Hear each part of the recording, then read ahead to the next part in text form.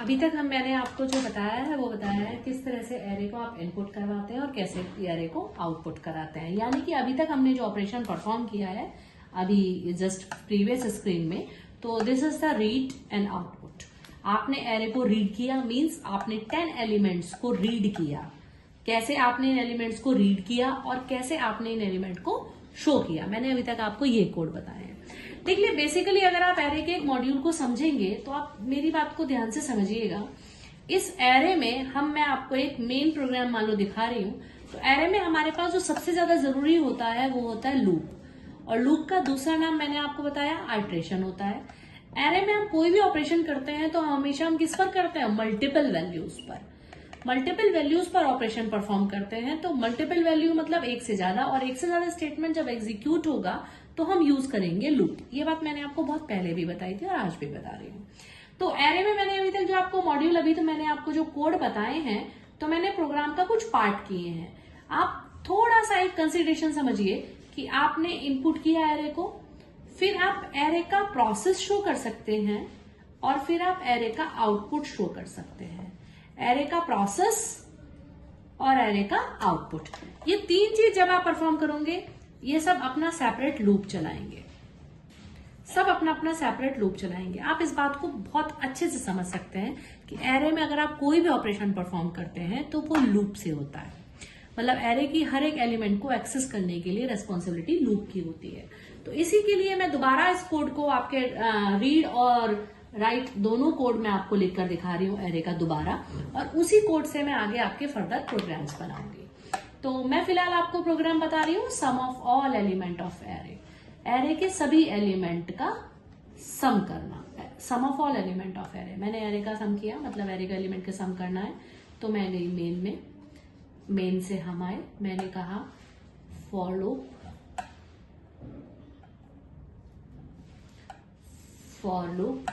I is equal to 0 and I less than is equal to 9 if I am taking the array with 10, और मैंने कहा say in, और ये मैंने कहा a of I, और ये I जो है वो 0 से लेके 9 तक बढ़ेगा। ये बात मैं आपको प्रीवियस कोड में बता चुकी हूँ। इससे पहले आपने एक मैसेज दे दिया जिस मैसेज का नाम था एंटर एरे। ठीक है, अब आप आउटपुट लेंगे। जब आप आउटपुट लेंगे तो आप कहेंगे सी आउट द एरे इज, जो भी आपका एरे था वो, और आपने फॉर लूप चलाया और आपने कहा 9 प्लस, और आउटपुट के लिए आप यूज करते हैं सी आउट ए ऑफ आई। तो ये सेम वही मॉड्यूल है जो मैंने आपको बताया, इनपुट है ये, आउटपुट है। अब आपको करना है सम ऑफ ऑल एलिमेंट। एरे के जितने भी एलिमेंट हैं वो सभी एलिमेंट होते हैं ए ऑफ आई। एरे के सभी एलिमेंट होते हैं ए ऑफ आई। आपके पास एरे है, आपने कहा 2 5 6 3 9 एंड सो ऑन, 9 एलिमेंट है। तो आपका जो फर्स्ट इनिशियल है वो है 0 से शुरू है, तो आपने कहा आई 0 से है, और ये कब तक बढ़ेगा, जब तक इसको 9 ना मिल जाए, +1 करता रहेगा। आपको हर एक एलिमेंट जोड़ना है। आपने एक s वेरिएबल लिया है, और s में जब आप पहले जोड़ेंगे 2, फिर आप जोड़ेंगे 5, फिर आप जोड़ेंगे 6, फिर आप जोड़ेंगे 3, और फिर आप जोड़ेंगे आगे फर्दर 3 और 9 करके, मतलब एंड सो ऑन। हर एक वैल्यू अपनी एक इंडेक्स वैल्यू है जिसको हम बोलते हैं आई। ठीक, हर एक वैल्यू आई है, और रिप्रेजेंट एरे में हर एक वैल्यू रिप्रेजेंट होती है ए ऑफ आई से। अब आप इस बात को ऐसे समझिए कि s है, और s पे आपको वैल्यू ऐड करनी है, पहले 2 फिर 5 फिर उसी में जोड़ के फिर 6, यानी कि आपके पास पहले होगा 2 और 2 के बाद 5, ये हो जाएगा 7 के बाद फिर आप जोड़ेंगे फर्दर 6, तो ये हो जाएगा 13 एंड 13 + 3, और ये हो जाएगा 16। यानी कि जो वैल्यू यहाँ है वो वैल्यू यहाँ है, जो वैल्यू यहाँ है वो यहाँ है। ऐसे केस में जब हमारे पास value previous value next statement या एग्जीक्यूशन के लिए यूज की जाती है, तो मैंने बहुत बार बताया है आप लोगों को, ऐसे में उस किसी एक वेरिएबल को 0 से इनिशियलाइज करके इज इक्वल टू के दोनों तरफ रख लेते हैं। तो मैंने यहाँ पर लिया s, जो इज इक्वल टू के दोनों तरफ आ गया।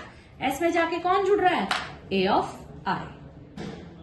ए ऑफ आई मतलब एरे का एक एलिमेंट। तो यही आपका एडिशन का स्टेटमेंट है और इस स्टेटमेंट को आप यूज कर सकते हो क्योंकि आपको सारे एलिमेंट जोड़ने हैं।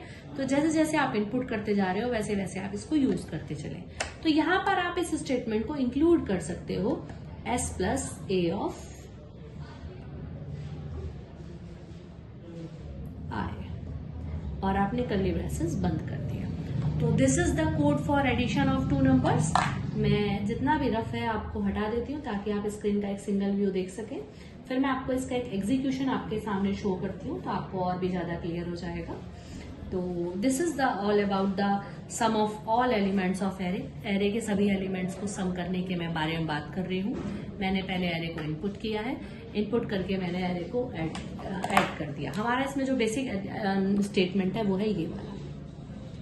इस स्टेटमेंट के बारे में हम बात कर रहे हैं। ये स्टेटमेंट रेस्पॉन्सिबल है सम ऑफ ऑल एलिमेंट्स के लिए।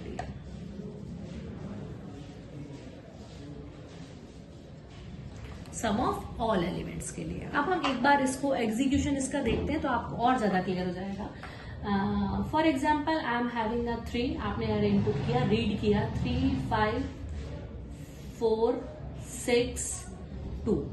मैं 5 ही ले रही हूँ क्योंकि 9 मेरे लिए बहुत लंबा हो जाएगा। मैं 5 वैल्यू को एक्सेस कर रही हूँ। तो ये मेरा 0 है, ये मेरा 1 है, ये मेरा 2 है, ये मेरा 3 है, ये 4। तो I just taken a variable. मैंने यहाँ पर एक लिया है ए ऑफ 10 और ये लिया है मैंने एक वेरिएबल आई और एक लिया है एस जिसको 0 मैंने यहाँ इनिशियलाइज किया है। Now the code is complete. तो मैंने यहाँ एस लिया है जिसको मैंने दिया 0। जब हम लूप के पास आए सबसे पहले number 1, number 2 condition true, number 3 हमारा ये ब्लॉक चलेगा और नंबर 4 ये चलेगा। तो number 1 condition true, sorry initialization 0 and condition true and value input हुई, यानी कि 0 आपने 3 इनपुट कर दिया।